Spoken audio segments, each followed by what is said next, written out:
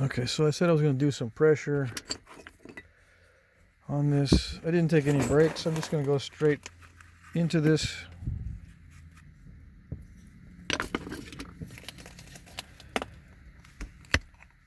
I don't know what time it is. I forgot to check the time.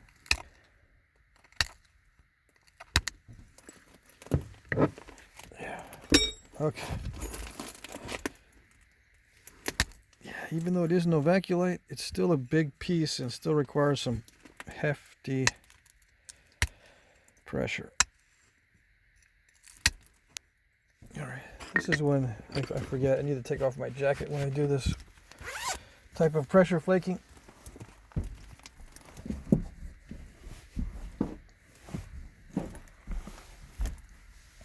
Okay.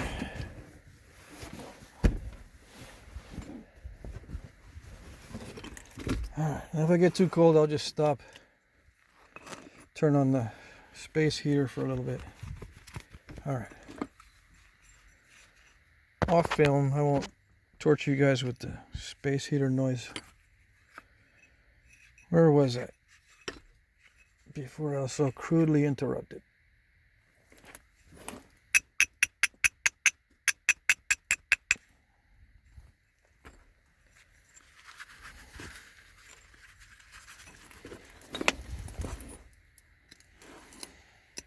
Okay.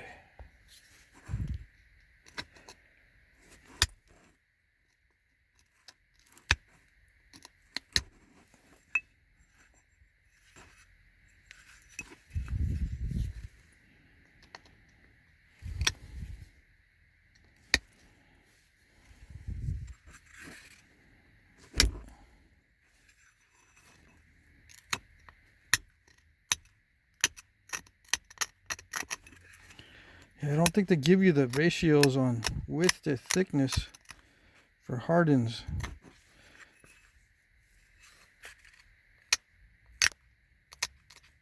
So I don't know. They do say elliptical or rhomboid cross sections depending on how much beveling. If it's beveled and stuff, you get a rhomboid cross section. Look it up. And then if it's just a pristine point with no use, then it's going to be elliptical. If it's biconvex, it's going to be thick, but I don't think they said biconvex. Not like some of these other points that are really, really thick.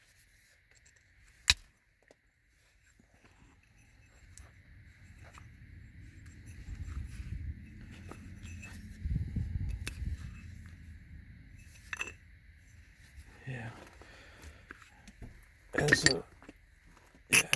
As I shape this, once in a while I can see a place where I can do an indirect percussion strike when I don't think I can get it with pressure. Like right there I should have done indirect, but oh well. I think I can get it.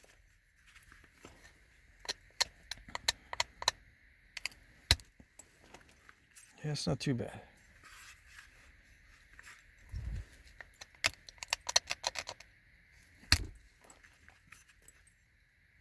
Right? Right.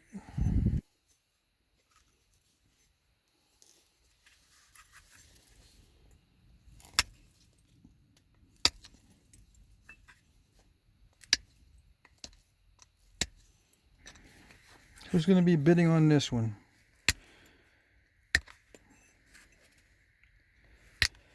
We'll see. You might be bidding on 2 points instead of 1. So don't get your hopes up yet.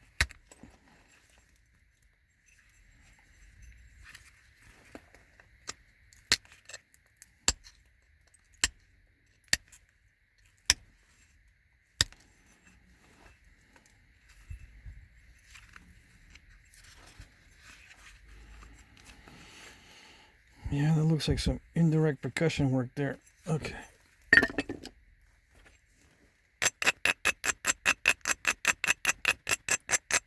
Now, do I do it now? Yeah, because I don't want to wait too long. It's good to have thickness in the middle, but I suppose I can take back this edge and then just leave it.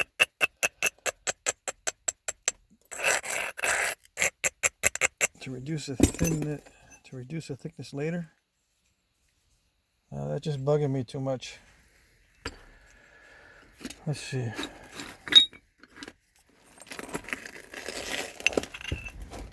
If it's bugging me, I'll break it somewhere else. I'll mess up the barbs or something. But if it's not bugging me, then I'll be in a better mood for the rest of it.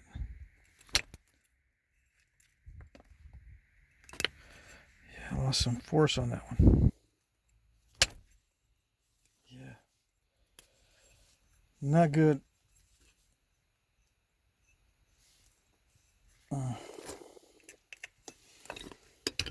Okay, here we go.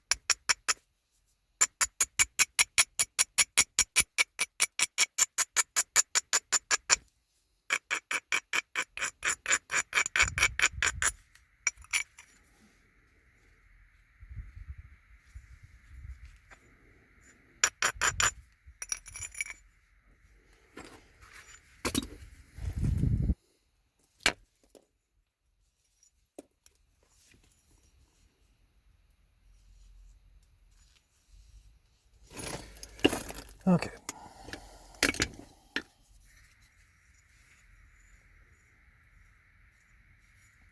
Yeah, the terminations are getting less feathery because of the loss of power, because I don't want to strike too hard. They can probably terminate better if I were striking harder, but then I'd probably snap the whole thing. So when it reaches that point, I'm going to call it good and just finish up with pressure or a little light percussion, perhaps. Yeah, light percussion.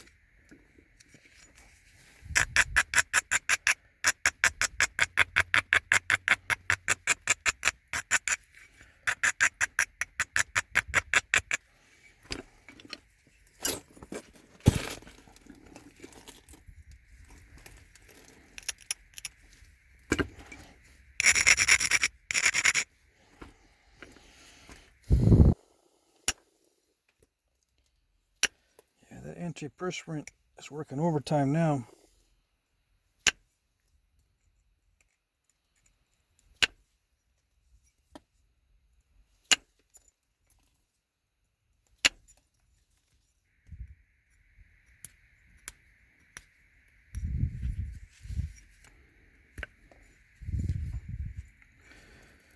Why do guys pick on those fingernail terminations?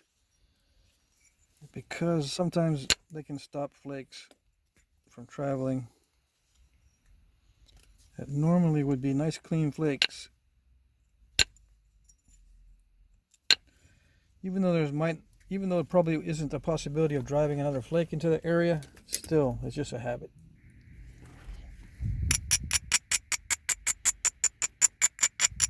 And it looks better when it's clean. There's that. Looks better from a standpoint of a flint napper who wants to avoid step fractures.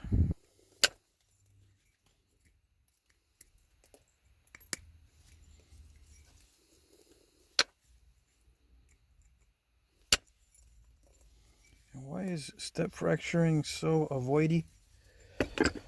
Because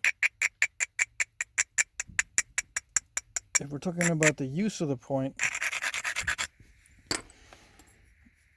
and you have to resharpen it, you don't want a bunch of step fractures in the middle, because when you resharpen it, it's not going to thin down the point very easily. You're going to have to do damage control while you're resharpening, which is very difficult to do. Like those kind of flakes are difficult to do when it's already really thinned down in the final stage. And all you want to do is get a better edge without stalling the flakes.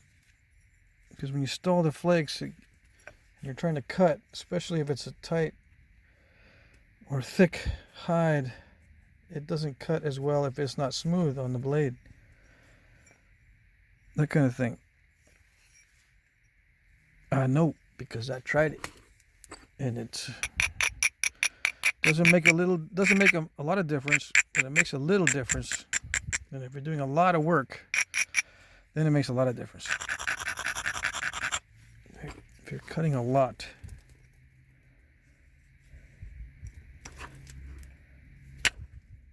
Ouch. Crushy, crushy. Not good.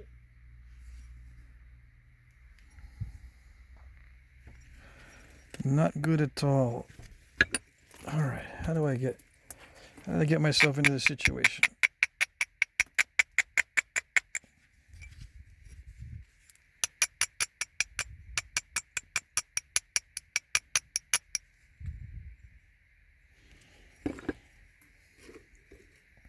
Sometimes I feel like I should just abrade the edge to the final shape, so I don't have to worry about sending flakes in.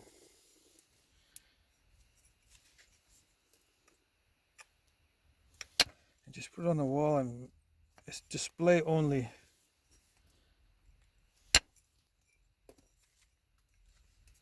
Do not use for cutting, because it stinks for cutting. I abraded it to shape because I didn't want to break it on video. What? Never mind.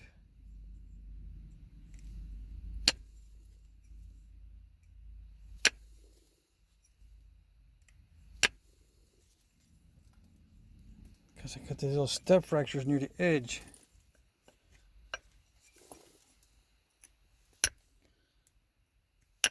How long I've been doing it and I still get those little step fractures?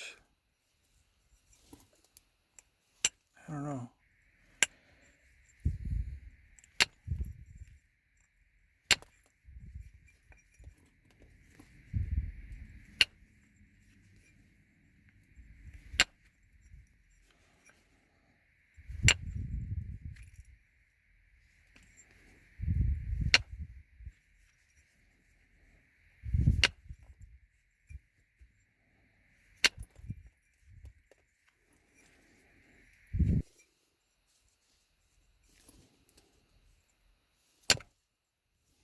I think I know what the problem is here.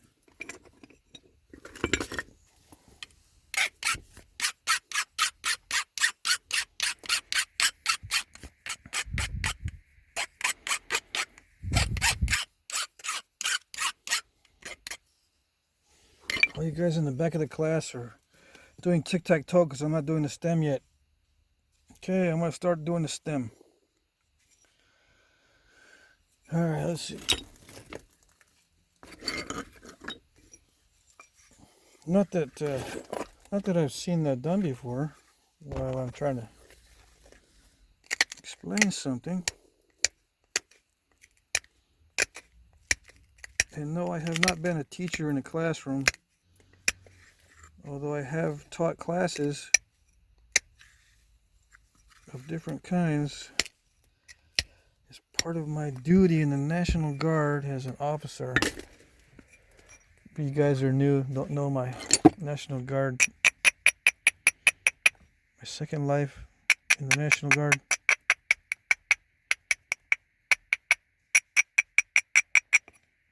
Yepper. Back in the day. They convinced me going to officer candidate school was a good idea. Sure, I'll go. You better, because you've been nominated. It takes... Someone's going to nominate you to go. Recommend you. You got the colonel's recommendation. Really? Yep. Alright, sounds cool, man. I guess so.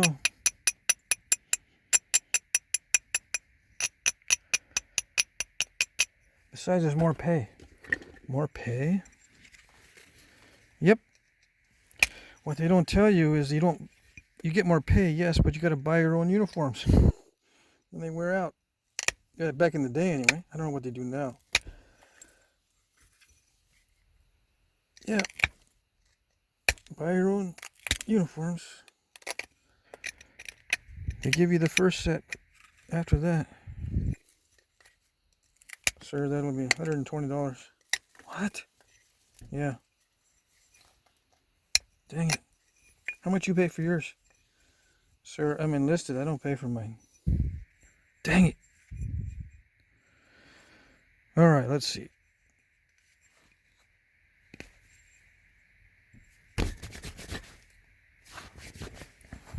Alright, so we gotta...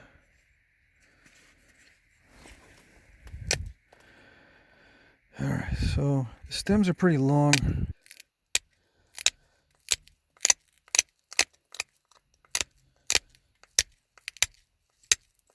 Yeah, I served in the Army National Guard for 10 years. You guys hanging in there until this video. You've been hanging in here for an hour and 20 minutes. Might as well tell you. So I served in the Texas Army National Guard for 10 years because that was my initial enlistment. I figured I would just do my time, go to Fort Living Room, and get out. None of this extra training or going to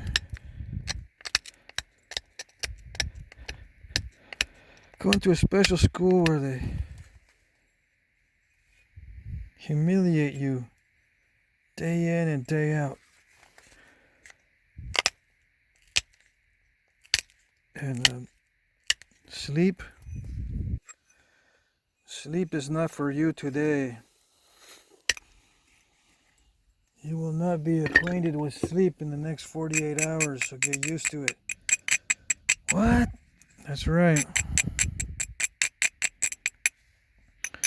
You are going to become accustomed to getting your ass handed to you. Oh, great. What was that? Who's talking? In the ranks. Everybody's going to do 15 laps around this building or whatever. Everybody? Yes, everybody. So that's what it was kind of like. And then they would single you out. All right, next person in charge. Blah, blah, blah. Fall in, whatever. Dang it, I'm in charge now. They watch you like a hawk. And as soon as you start to show signs of fatigue, just like a predator, they swoop in. You're not tired now, are you, candidate?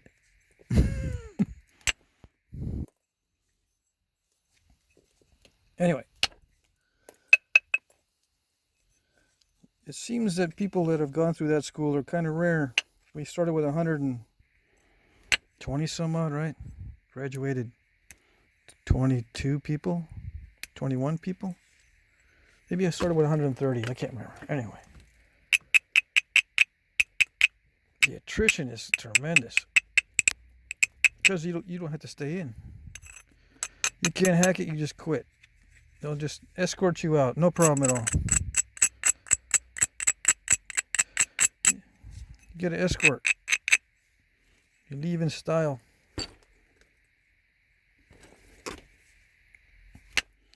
See you later.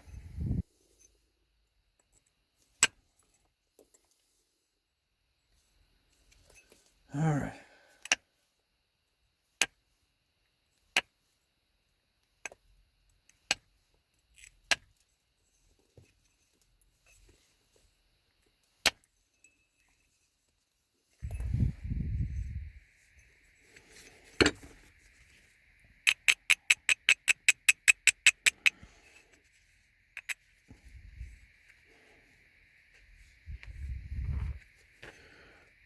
Okay, so it's 22 millimeters wide. Let's see if I got it on average or something.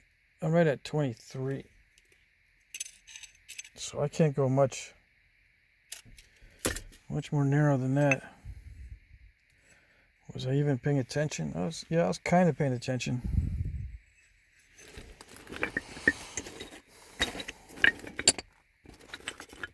Where's my... There it is. See, I messed up here on this side. I think what I did was... Yeah, I don't know. I was trying to thin it or something. Anyway, I have barely enough room to be good. So, it's time to finish up.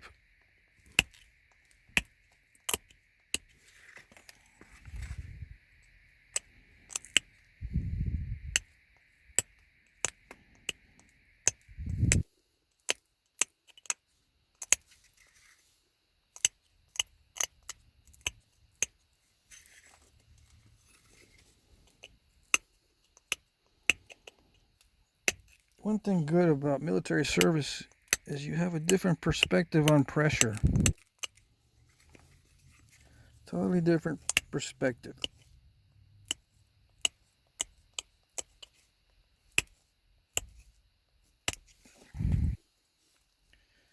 Sometimes it's good, sometimes it's bad.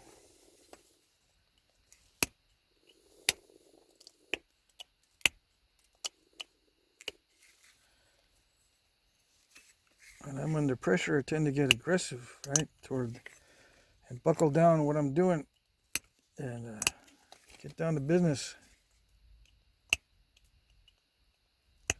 Other people feel pressure and they back off.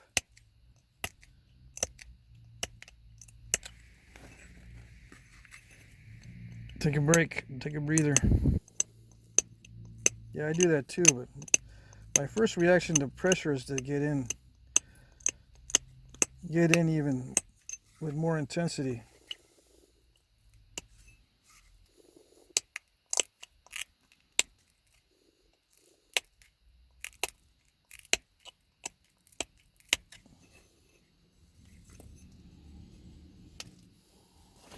Yeah.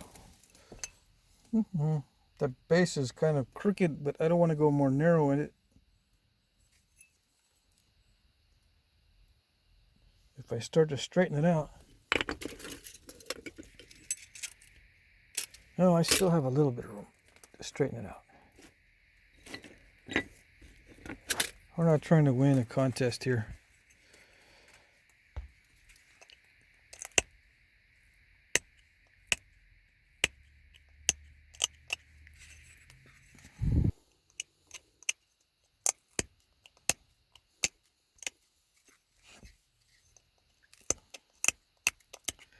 I think the symmetry was important on these, but there were no sharp edges in it. I mean, no sharp points on the stem or the barbs, right? I think.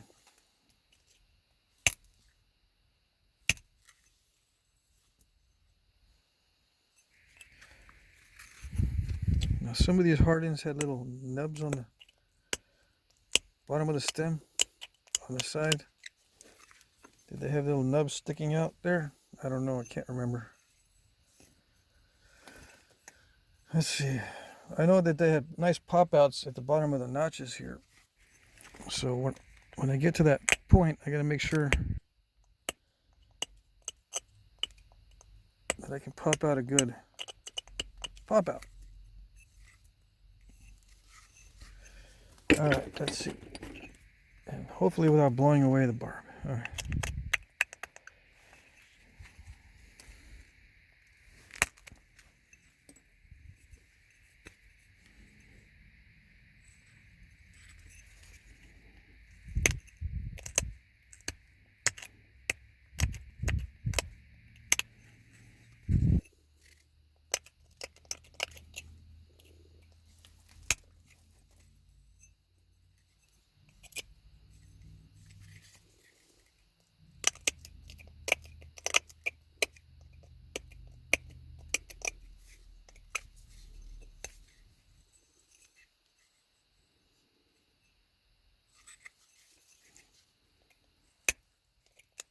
Oh, stem looks like it's a little bit too long.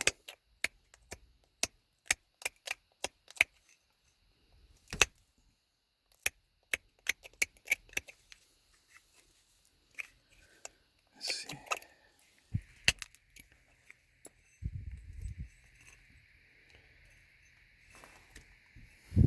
Yes, no, probably. I don't know.